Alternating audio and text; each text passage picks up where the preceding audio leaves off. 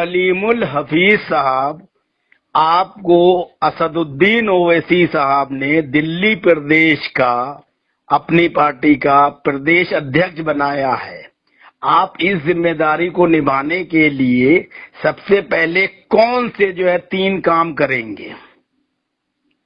नहीं, मुझे मेरी तकर्री 19 मार्च 2021 को हुई जी, और उसके बाद फौरन ही लॉकडाउन लग गया और रमजान भी आ गए जी, 2 महीने तक कोई काम ना हो सका। 20 मई से फिर मैंने काम शुरू किया और तब से काम 3 नहीं, मैं तो पहले 100 दिन में मैंने 100 काम किए। जी, उसकी बाकायदा हमने पोस्टर जारी किया जी, और अब उसके बाद उससे भी ज्यादा स्पीड से हमारा काम चल रहा है। जी, और अगर आप बुनियादी कामों की बात करें जी, तो उसमें पहली जो हमारी तरजीह है वो संगठन की है जी, कि वो इलाके जहाँ पे मुस्लिम और दलित पॉपुलेशन साइजेबल है, जी, उन इलाकों में हम एमसीडी इलेक्शन 2022 को मद्देनजर रखते हुए जी, अपने संगठन को तरजीह दे रहे हैं। बिल्कुल ठीक है। पहले हम वहाँ तरजीह अपना संगठन बना रहे हैं। जी, दूसरी बात,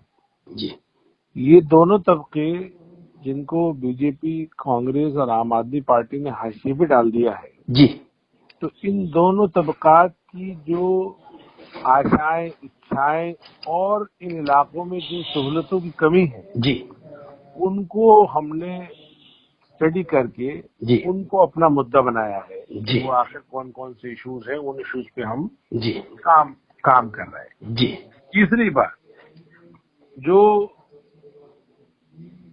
जो सारी पॉलिटिकल पार्टीज करती हैं जी, कि अपना संगठन खड़ा हो गया, मुद्दे फ्रेम हो गए, जी, उसके बाद चुनाव की रणनीति जी, कि आखिर हमें चुनाव कैसे लड़ना है, जी, किस तरह के कैंडिडेट हमें चाहिए, कौन सी ग्रुप का कैंडिडेट चाहिए, जी। उस पर हम काम कर रहे हैं। तो ये 3 बुनियादी काम है जो हम कर रहे हैं। सर, सबसे एक चीज मैं जानना चाहूंगा जो बहुत इम्पोर्टेंट है पॉलिटिक्स में भी, आप दिल्ली नगर निगम के चुनाव के मद्देनजर मेन आपकी 3-4 जो समस्याएं हैं या जिनका समाधान आप करेंगे या जो सुविधाएं जनता को देंगे वो बता दें। देखिए, पहली जो समस्या है वो है कि 3 बार से एमसीडी में बीजेपी काबिज है। जी, बीजेपी चूंकि मनवादियों की पार्टी है जी, और वो उसका पूरा फोकस ये रहता है कि पॉश इलाकों में तो वो काम करती है, जी, और अब तो 3 बार से रहने की वजह से वो उन इलाकों में भी काम नहीं कर रही है। जी, लेकिन जो अनथराइज इलाके हैं, जहाँ पे मुस्लिम और दलित बस्तियां हैं, जी, उनको वो जानबूझकर नजरअंदाज करती है। जी, तो वहाँ की नालियां खुली हुई हैं, जी, वहाँ ड्रेन ही नहीं होता पानी, जी, जो वेस्ट पानी है वो ऐसे खड़ा रहता है, ऐसे सूख जाता है, वहाँ बीमारियों के घर बन गए हैं। जी, पहली प्राथमिकता मेरे हिसाब से जी, हमारी जो है वो ड्रेनेज व्यवस्था है, जी, दूसरी और साफ सफाई है। जी, दूसरी प्राथमिकता प्राइमरी एजुकेशन, जी, जो एमसीडी का काम है। जी, जो जितने भी स्कूल हैं दिल्ली में, जी, चाहे एमसीडी के हों या दिल्ली सरकार के हों, जी, वो सब उन इलाकों में है जो मंजूर शुदा है, जी, और सारी स्कीम दोनों की वो उन्हीं इलाकों में चालू होती है जहाँ स्कूल मौजूद है। जी, तो अनथराइज इलाके या यूं कहिए मुस्लिम और दलित बस्तियों में पहले से स्कूल मौजूद नहीं है। जी, अनथराइज होने की वजह से वहाँ कोई सरकारी जगह भी नहीं है जहाँ जी, स्कूल बन सके, तो इसलिए वहाँ पे प्राइमरी एजुकेशन बिल्कुल जीरो है।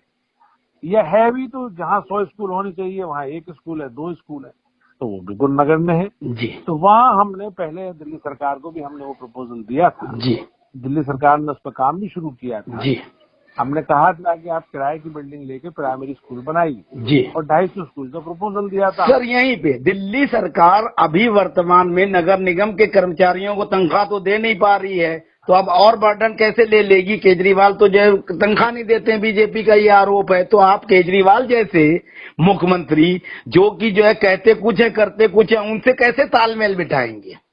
देखिए, सवाल तालमेल का नहीं है, सवाल जनता ने भरोसा करके उनको जिताया है और जनता से वो वादा करके आए हैं। जी, जब अपना चेहरा चमकाने के लिए अपने चेहरे के विज्ञापन पे वो आदमी 1200 करोड़ रुपए खर्च कर सकता है, जी, तो क्या वो हमने जो बजट बना के दिया था 250 स्कूल का, वो जी। सिर्फ 300 करोड़ का बजट था। बहुत कम था जी। 300 करोड़ में किराए की बिल्डिंग पे लेके आप 250 स्कूल चला सकते हैं। और जी। दिल्ली वक्फ बोर्ड को उन्होंने दे दिया वो काम। दिल्ली वक्फ बोर्ड ने एजुकेशन कमेटी बना दी, उसका मैं कन्वीनर बनाया गया। जी। मैं आज भी उस कमेटी का कन्वीनर हूँ। जी। 16 स्कूल हमने एज ए पायलट प्रोजेक्ट शुरू कर दिए। जी। उसमें डिप्टी डायरेक्टर अपॉइंट कर लिया, 17 जी। प्रिंसिपल शॉर्टलिस्ट कर लिए, 6000 टीचर का टेबल लेके 600 टीचर अपॉइंट कर दिए, जी। शॉर्टलिस्ट कर लिए। जी। लेकिन अचानक इस आदमी ने बीच में रुकवा दिया वो काम, और ये कह के रुकवाया कि जी। अगर आप मुस्लिम इलाकों में स्कूल बनाएंगे तो जी। दूसरा जो वोट है जी। वो पोलराइज हो जाएगा। बहुत मैंने सही। कहा भी कैसे पोलराइज हो जाएगा? क्या स्कूल बनाने से भी लोग हिंदू मुस्लिम फीलिंग लाते हैं? जी। प्राइमरी एजुकेशन तो देश की प्राथमिक सेवा है। बिल्कुल सही। अगर आप देश से थोड़ा सा भी मोहब्बत करते हैं, जी।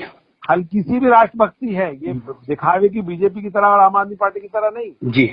नॉर्मल भी अगर आप हिंदुस्तानी हैं या भारतीय हैं और आप भारत से मोहब्बत करते हैं, तो पहला आपका फर्ज ये है कि उसके भारत के लालों को आप प्राइमरी एजुकेशन दें।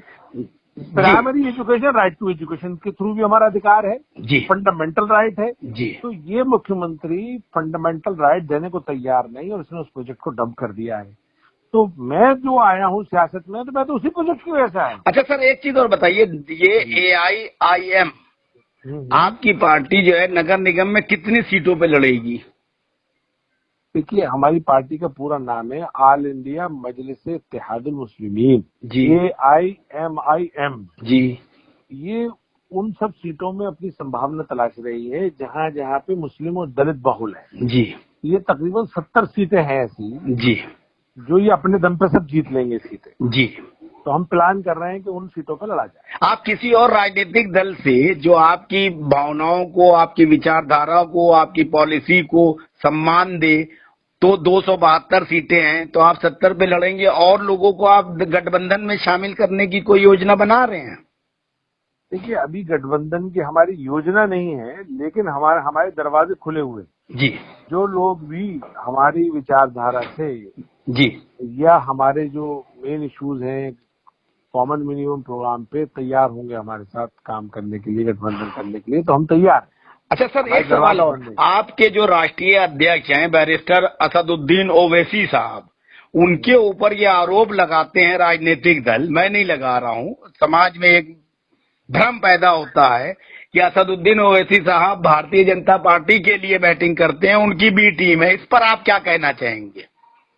मैं इतना ही कहना चाहूंगा कि जो लोग भी या जो पार्टियां भी मुस्लिम वोट को अपना बंधुआ, गरीब, बेसहारा, कहीं न जाने वाला वोट मानती है, जी।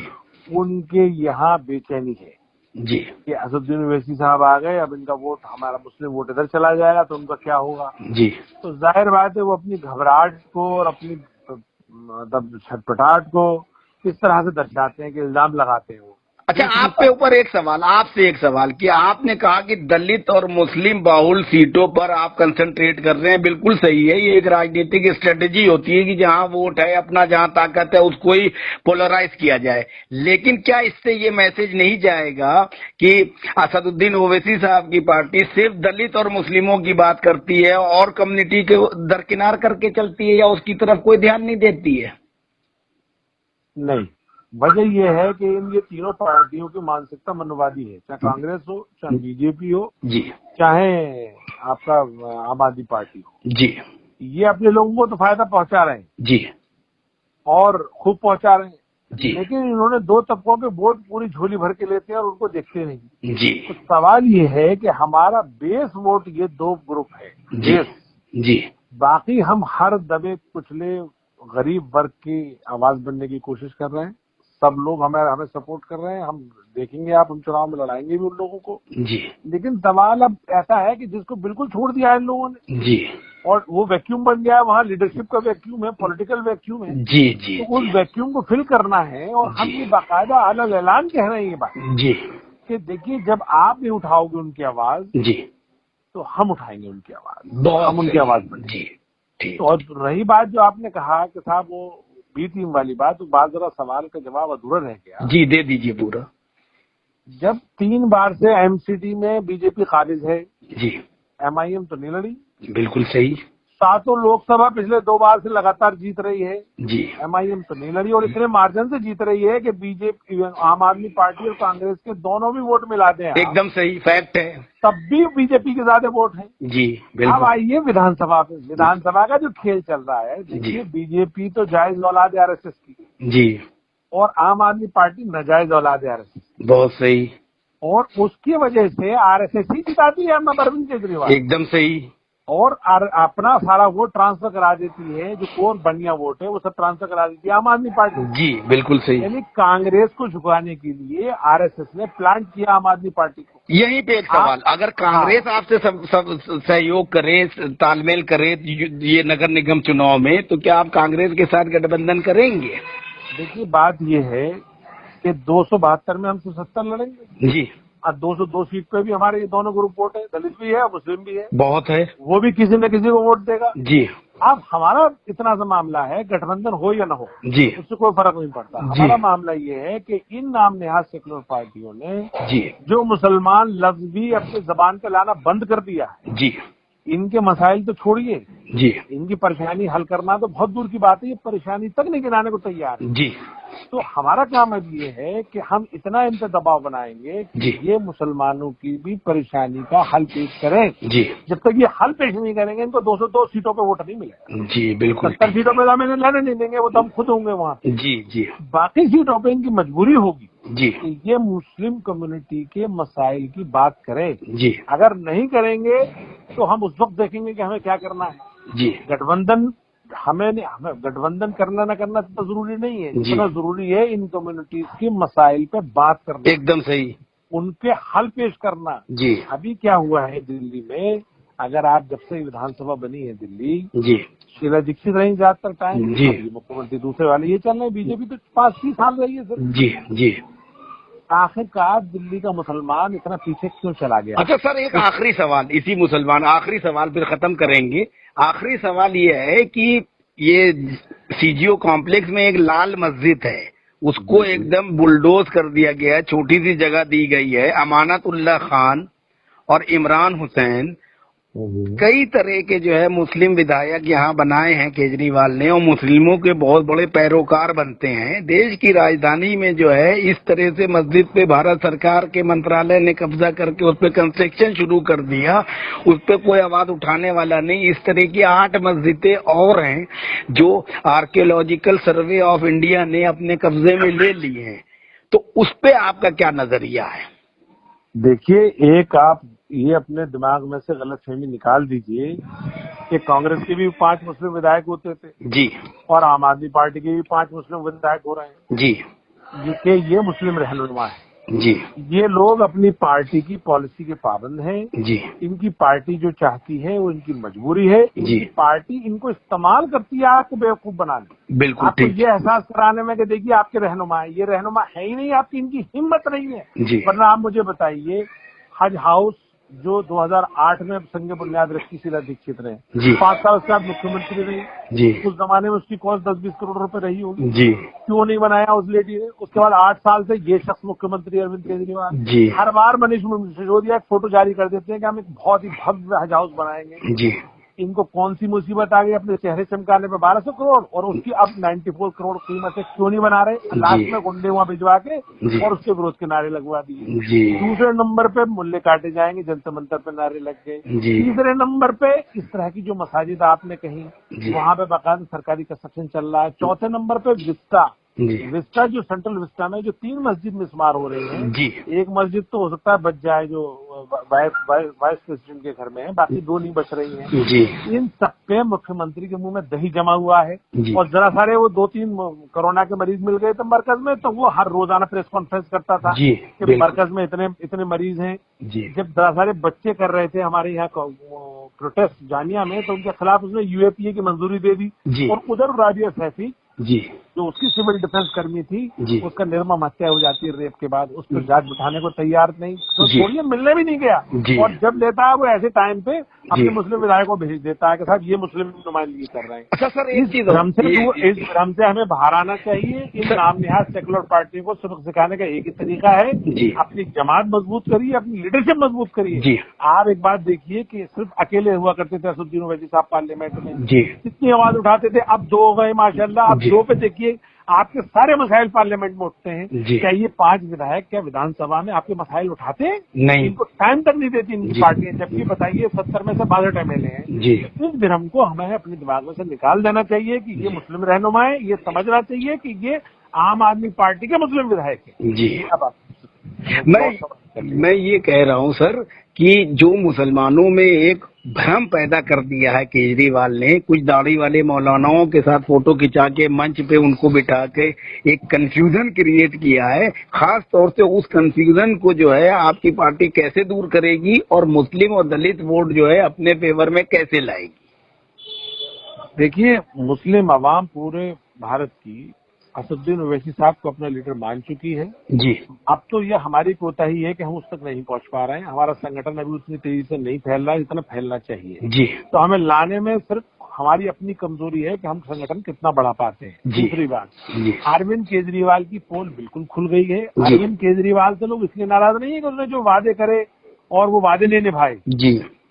अरविंद केजरीवाल से इसलिए लोग नाराज हैं, उसने उनका दिल दुखाया है, जी। दिल तोड़ा है। मुसलमान तो नफरत तक करता है। जी। वो मुख्यमंत्री जिसको 3-3 बार जिता के मुख्यमंत्री की सीट पे बिठाया हो, जब उनके वो जल रहे थे, कट रहे थे, मर रहे थे, जी। जख्मों से करा रहे थे दिल्ली दंगों में, जी। तब तक ये शख्स उनसे मिलने तक नहीं गया। जी, बिल्कुल सही। दूसरे नंबर पे मैंने बताया ना, जामिया में NRC CA प्रोटेस्ट में जब हमारी बहनें, माए बहनें, बच्चियां बाहर बैठी थी, तब भी इसका रवैया बहुत ही खतरनाक था। जी। तीसरे नंबर पे कोरोना में इसने पूरे भारत में मुसलमानों को, खासतौर से जमात, तबलीगी जमात वालों को इसने टारगेट बनवाया। जी। कितने परेशान हुए वो लोग सब्जियां और फेरी करना हिंदू नॉन मुस्लिम गलियों में, हिम्मत तक नहीं हुई उनकी जाने की। जी। तो इस शख्स ने, ये सबका जिम्मेदार है, इसने सबसे ज्यादा जहर फैलाया है। जी। ये झूठ बोलता है। जी। दूसरा ये कि RSS का चूंकि ये मुखौटा है, इसलिए इसके साथ तो वोट जाने का मतलब नहीं। ये दाढ़ी वाले नहीं, जी। और भी कुछ और रख ले, दाढ़ी के ऊपर भी कुछ और रखवा ले के वो अपने साथ बिठा ले, कोई फर्क पड़ने वाला नहीं है।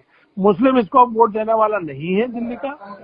दिल्ली का इसकी असलियत पहचान गया है। जी। हाँ, चूंकि उसके पास वो मुतबादिल नहीं था अभी तक, अब AMIM आ गई है। जी। मैं समझता हूँ कि AMIM उनकी आवाज बनेगी, उनकी लीडरशिप उन्हीं में से निकालेगी जी। और वो उस पर एतमाद करेंगे। वैसे भी AIMIM को हैदराबाद को 63 साल से सर्व करने का एक्सपीरियंस है। जी। और दिल्ली और हैदराबाद की सिमिलरिटीज है।